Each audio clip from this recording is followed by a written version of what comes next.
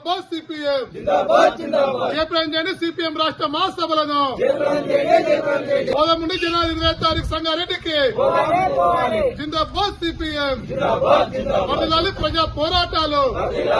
భారత communist party CPM ఎర్ర జెండా యొక్క తెలంగాణ రాష్ట్ర 4వ మహాసభలు మొట్టమొదటిసారి సంగారెడ్డి జిల్లా కేంద్రంలో జనవరి 25 నుంచి 28వ తారీఖు వరకు జరగబోతా ఉన్నాయి.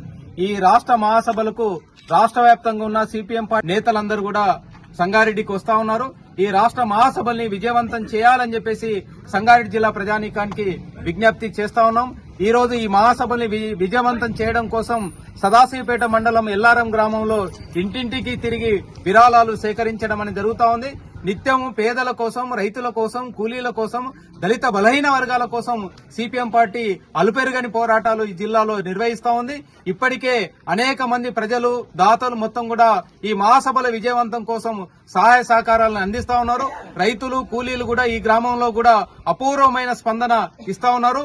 మీలాంటి ఎర్ర జెండా ప్రజల కోసం నిలబడాలి, ఈ యొక్క మహాసభల్ని విజయవంతం చేయడానికి కూడా మా వంతు సహకారాన్ని అందిస్తామని చెప్పేసి ప్రజలు స్వచ్ఛందంగా ముందుకొస్తా ఉన్నారు. వీళ్లకు ప్రతి ఒక్కరు కూడా పేరు పేరున సిపిఎం పార్టీ తరఫున ధన్యవాదాలు తెలియజేస్తా ఉన్నాను.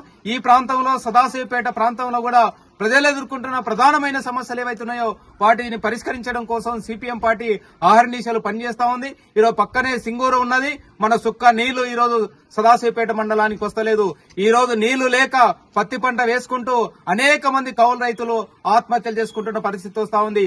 వెంటనే సింగూరు జలాల్ని సదాశివపేట మండలానికి పూర్తి స్థాయిలో ఇవ్వాలి, చెరువులు కుంటలన్నీ కూడా నింపాలని చెప్పేసి సిపిఎం పార్టీ తరఫున మనం డిమాండ్ చేయడం జరుగుతా ఉంది. అదేవిధంగా కౌలు రైతులను గుర్తించాలి, వాళ్ళకు రుణాలు ఇవ్వాలి, గిట్టుబాటు ధరలు ఇవ్వాలి. అదేవిధంగా పత్తి రైతులు తీవ్రంగా నష్టపోతా ఉన్నారు. పెట్టిన పెట్టుబడి కూడా రావడం లేదు. ఈరోజు పత్తికి 10,000 రూపాయలు ఇవ్వాలి. అదేవిధంగా పత్తి మిల్లుల వాళ్ళు దుర్మార్గంగా ఈరోజు మండలంలో ఉన్న రైతులందరినీ కూడా దోసుకుంటున్న పరిస్థితి ఉన్నది. తక్షణమే వాళ్ళ మీద యాక్షన్ తీసుకోవాలి, రైతాంగాన్ని ఆదుకోవాలని చెప్పేసి ఈరోజు సిపిఎం పార్టీ తరఫున మేము డిమాండ్ చేస్తా ఉన్నాం. అదేవిధంగా ఈ మండలంలో అనేక గ్రామాలకు రోడ్లు లేవు. ఆ రోడ్లన్నింటినీ కూడా బాగు చేయాలి. అదేవిధంగా ఇక్కడ పరిశ్రమలు వస్తా ఉన్నాయి.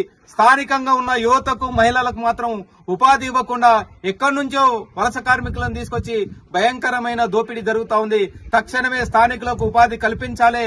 అదేవిధంగా పనిచేస్తున్న వాళ్ళందరూ కూడా కనీస వేతనం 26,000 ఇవ్వాలని చెప్పేసి ఇప్పటికే సిపిఎం ఎర్రజెండా ఆధ్వర్యంలో బ్రహ్మాండమైన పోరాటాలు రైతులకు, కూలీలకు, కార్మికులకు అండగా నిలబడి పోరాటం చేస్తా ఉన్నాము. ఈ రాష్ట్ర మహాసభలు విజయవంతం అయితే భవిష్యత్తులో ఈ ప్రాంతంలోని ప్రజల యొక్క సమస్యలన్నీ కూడా తీసుకుని బ్రహ్మాండమైన పోరాటాలు చేయడానికి ఎర్రజెండా కార్యకర్తలు ముందుకొస్తా ఉన్నారు. ఈ సదాశివపేట మండలంలోని గ్రామాల, పట్టణంలో ఉన్న ప్రజానీకమంతా కూడా ఈ మహాసభల విజయవంతం కోసం సహాయ సహకారాలు అందించి విజయవంతం చేయాలని చెప్పేసి సిపిఎం పార్టీ తరఫున ప్రతి ఒక్కరు కూడా విజ్ఞప్తి చేస్తా ఉన్నాం.